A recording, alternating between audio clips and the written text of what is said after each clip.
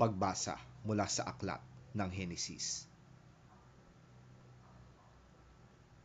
Matapos gawin ang lahat ng ito, sinabi ng Panginoong Yahweh, hindi mabuti na mag-isa ang tao. Bibigyan ko siya ng isang angkop na makakasama at makakatulong. Kaya mula sa lupa ay lumikha ang Panginoong Yahweh ng mga hayop sa parang at mga ibon sa himpapawid. Dinala niya ang mga ito sa tao upang ipaubaya rito ang pagbibigay ng pangalan sa mga yon. Kung ano ang kanyang itinawag, yon ang naging pangalan ng mga ito. Ang tao nga ang nagbigay ng pangalan sa lahat ng ibon sa himpapawid at hayop sa parang. Ngunit wala isa man sa mga ito ang nababagay na makasama at makatulong niya. Kaya't pinatulog ng Panginoong Yahweh ang tao. Samantalang nahihimbing, kinuha niya ang isang tadyang nito at pinaghilom ang laman sa tapat niyon. Ang tadyang na iyo'y ginawa niyang isang babae at dinala niya ito sa lalaki.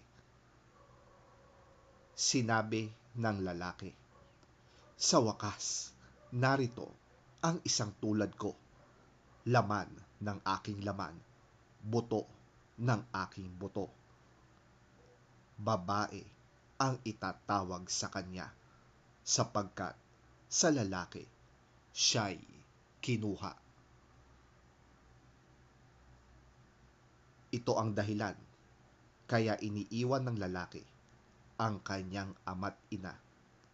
Nagsasama sila ng kanyang asawa at sila'y nagiging isa.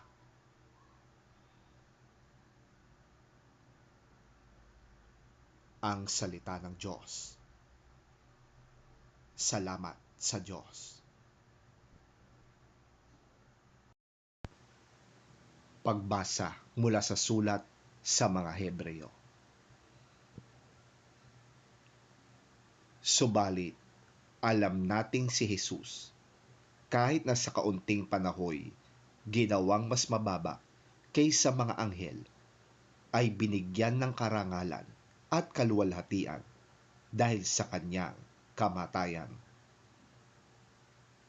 Dahil sa kagandang loob ng Diyos sa atin, niloob niyang si Jesus ay mamatay para sa ating lahat.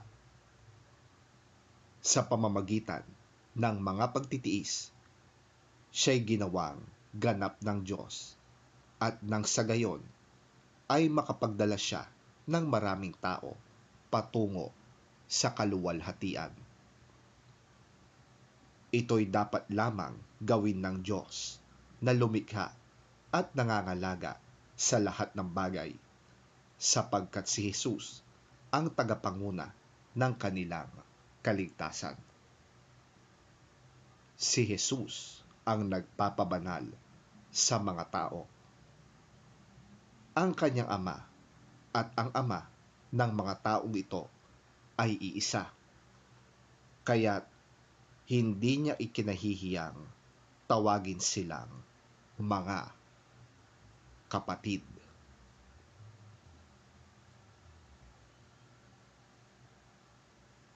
Ang salita ng Diyos.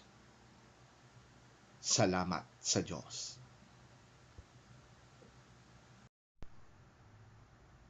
Ang mabuting balita ng Panginoon ayon kay San Marcos. Papuri sa iyo, Panginoon. May ilang pariseyong gustong subukin si Jesus. Kaya't lumapit sila at nagtanong, naaayon po ba sa kautusan na palayasin at hiwalayan ng lalaki ang kanyang asawa? Sumagot siya, ano ba ang utos ni Moises sa inyo? Sumagot naman sila, ipinahintulot po ni Moises na ang lalaki ay gumawa ng kasulatan ng paghihiwalay bago niya palayasin at hiwalayan ang kanyang asawa. Ngunit sinabi ni Jesus, ginawa ni Moises ang utos na yon dahil sa katigasan ng inyong ulo. Subalit, simula pa nang likhain ng Diyos ang sanlibutan, nilalang na niya ang tao na lalaki at babae. Dahil dito'y iiwan ng lalaki ang kanyang ama at ina, magsasama sila ng kanyang asawa at ang dalaway magiging isa. Hindi na sila dalawa, kundi isa. Ang pinagsama ng Diyos ay huwag paghiwalayin ng sino man.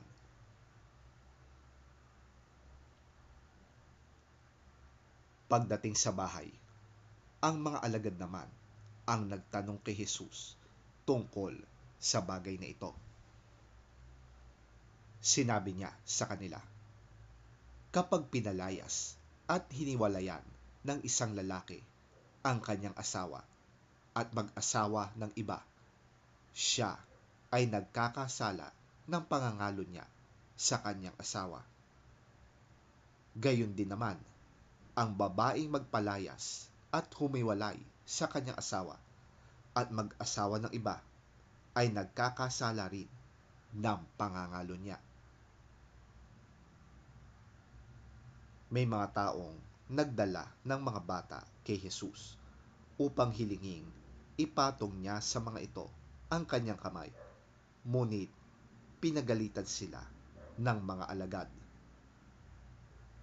Nagalit si Jesus nang makita ito at sinabi sa kanila, hayaan ninyong lumapit sa akin ang mga bata at huwag ninyo silang pagbawalan, sapagkat ang mga katulad nila ang mapapabilang sa kaharian ng Diyos. Tandaan ninyo, ang sinumang hindi kumikilala sa paghahari ng Diyos tulad sa pagkilala ng isang maliit na bata ay hinding-hindi paghaharian ng Diyos. Kinalong ni Jesus ang mga bata. Ipinatong ang kanyang mga kamay sa kanila at binasbasan sila.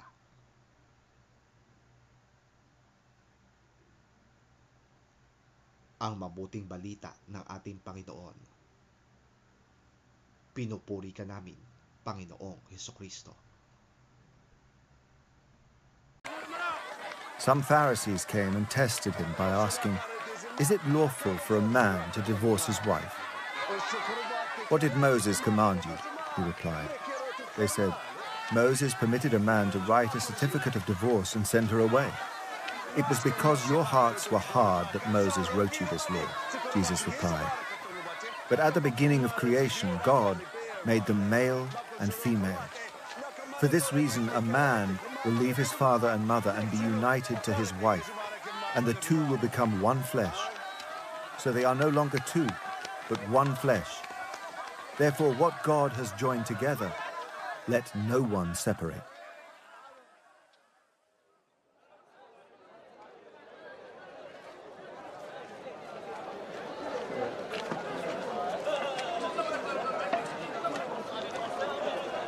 When they were in the house again, the disciples asked Jesus about this.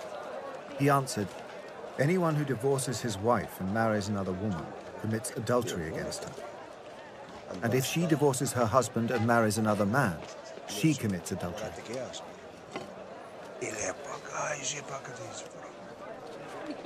People were bringing little children to Jesus for him to place his hands on them. But the disciples rebuked them. When Jesus saw this, he was indignant.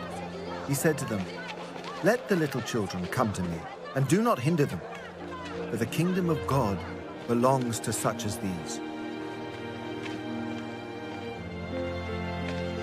Truly, I tell you, Anyone who will not receive the kingdom of God like a little child will never enter it. And he took the children in his arms, placed his hands on them, and blessed them.